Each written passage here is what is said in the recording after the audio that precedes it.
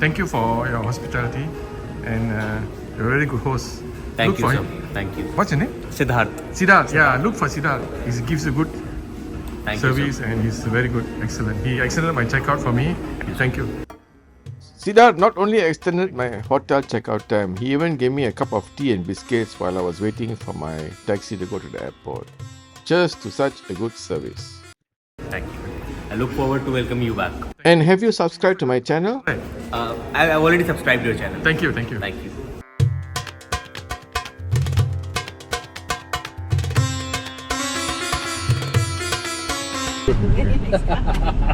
So, final day of India. I'm with Charanjit and Ranmeet, and this is our driver, Lovepreet Singh. Hello, Look for him. I put a number in the description. You can contact him for all your travels in Amritsar. Cheers.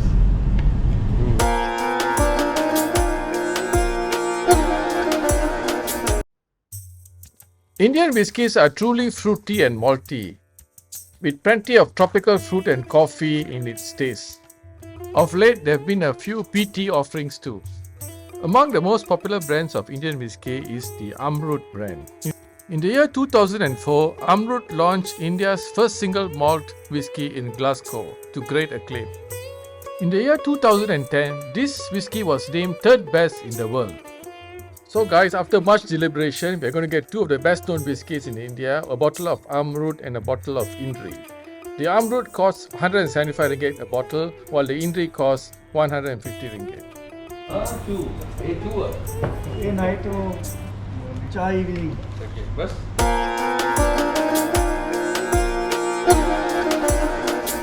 Jallianwala Bahg or Gardens is a memorial located a few hundred meters from the Golden Temple. It's where on 13 April 1919, up to 1,500 peaceful Indian protesters were massacred under the instructions of General Dyer of the British Raj. At the entrance here, you can see the statue of Udham Singh.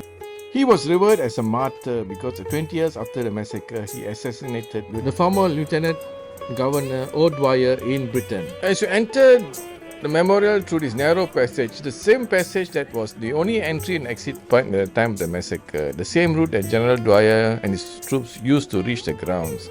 That's why all these people were killed. There was no place to escape. You can see the statues on both sides which commemorate the between 379 to 1,500 Indians who were massacred when General Dyer's Indian and Sikh troops opened fire on them.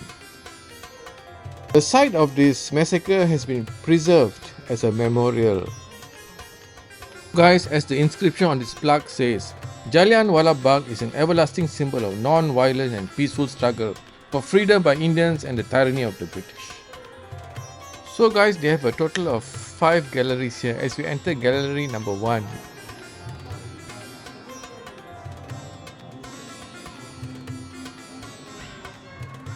gallery number 1 depicts the progress of Punjab from ancient times until present.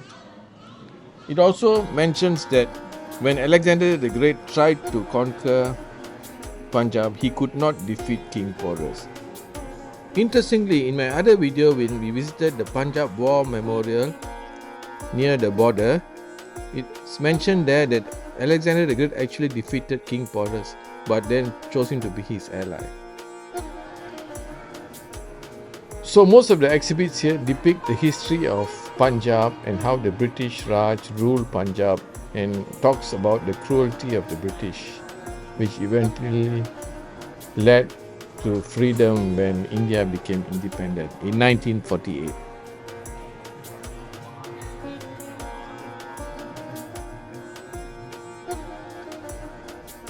So guys, I'm enjoying myself walking around this memorial. You can see it's very peaceful, a lot of plants, and that's me there holding my GoPro camera and walking around. Let me try and soak in the atmosphere as I get some information for you.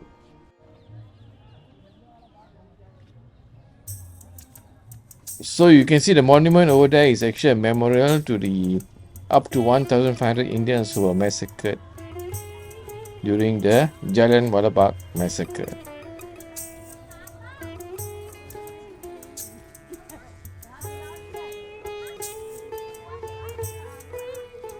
So guys, you can see the bullet marks on the walls have been preserved. as a remembrance to those who died here during the massacre.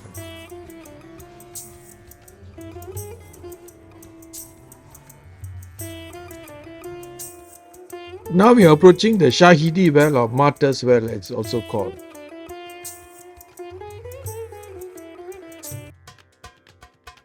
So guys, you see this Martyrs Well here? The description is in Hindi, but it says actually that 120 bodies were found here. People trying to await the massacre. The shooting by General Dyer's troops, and that's the well here over here. So as you enter Gallery 2, there's another memorial here. You can see the figurines of the troops shooting at the peaceful Indian protestees during the massacre.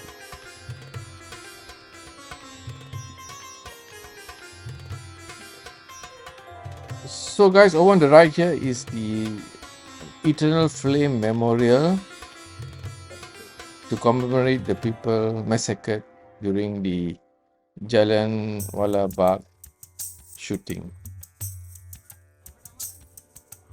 And in this gallery you see pictures of Punjabi heroes who were slain during the massacre. And this is a photo of Udham Singh and his ashes over here. He is the one who shot Michael Dwyer and the ex-governor of Punjab after the massacre. He was arrested, imprisoned in England and then later hanged. His remains were brought back to India in 1974 and his ashes are interred here and is revered as a hero. And it is his statue which is present at the entrance of the memorial. So guys, this part of the memorial is called the Salvation Ground. It is also a memorial to the people massacred during the shooting. So some of the sayings of these Punjabi martyrs are inscribed on the stone plaques. This one by Pritipal Singh. Let trumpets of freedom beat in every heart and all sing in a chorus. Forward, ye soldiers of young India. And this saying by Bhagat Singh. They may kill me, but they cannot kill my ideas. They can crush my body, but they will not be able to crush my spirit. So guys, after that interesting walk to the Jallianwala Bahg Memorial, we decided to take the auto back to our car. It was a harrowing but exciting 10-minute ride to our car.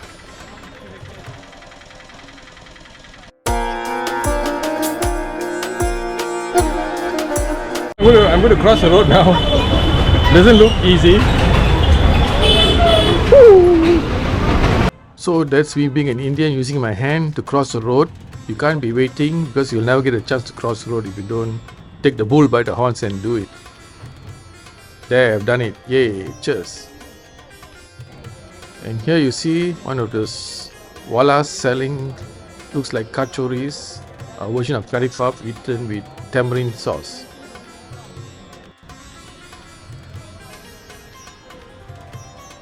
On 17 August 1947, India was separated into Pakistan and India, and this was one of the defining moments in the Indian subcontinent's history. Estimates suggest that up to 18 million people lost their homes and up to 2 million people lost their lives. In fact, in Punjab, it's said that almost 1 million people lost their lives. This museum is the world's first museum dedicated to the partition of 1947.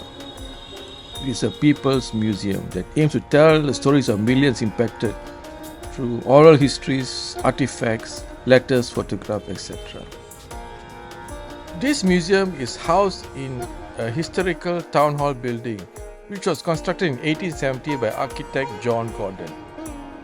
This museum is a privately funded institution founded by Lady Kishar Desai, author, journalist and wife of British peer Lord Desai, who was born here in Punjab and grew up in Chandrika. The ticket prices are 250 rupees for foreigners and 10 rupees for Indian citizens.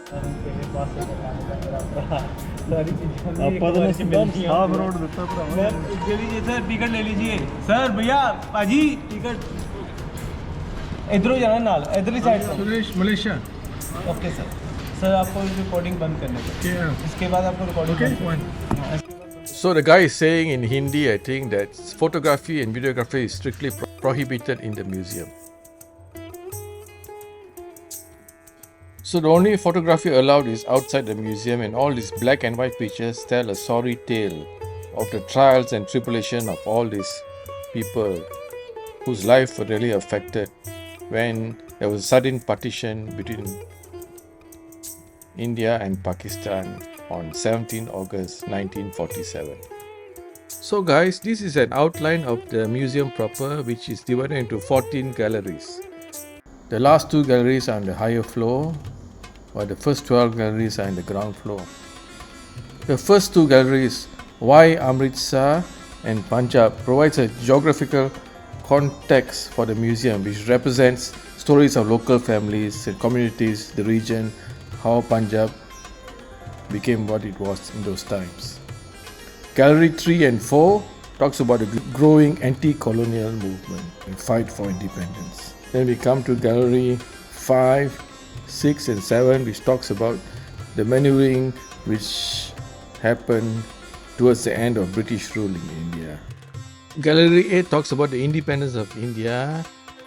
The gallery on borders was really shocking. It talked about how the borders were divided between India and Pakistan without much thought as to how families were divided, by just drawing an arbitrary line to divide the borders. Galleries 10, 11 and 12 are the most chilling part of the museum.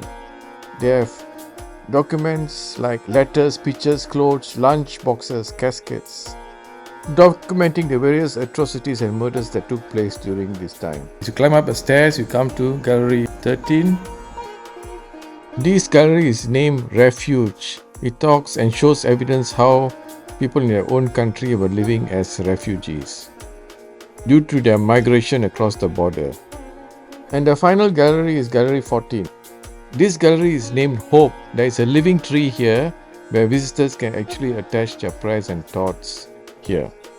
So guys, although photography and videography is not allowed at the Partition Museum, you can find some information from the internet, such as this website here. Let me share some details with you. In the museum, there are oral histories too. People describe how they had to suddenly leave their home when the partition was announced, and about the killings that took place. Muslims against Hindus, Hindus against Muslims. The family of Devi Das were looking for him high and low, but only came to terms with his death when they found his watch. This photograph shows how the mass migration started to take effect. This is a resettlement card given to families with orders to move or migrate across the border.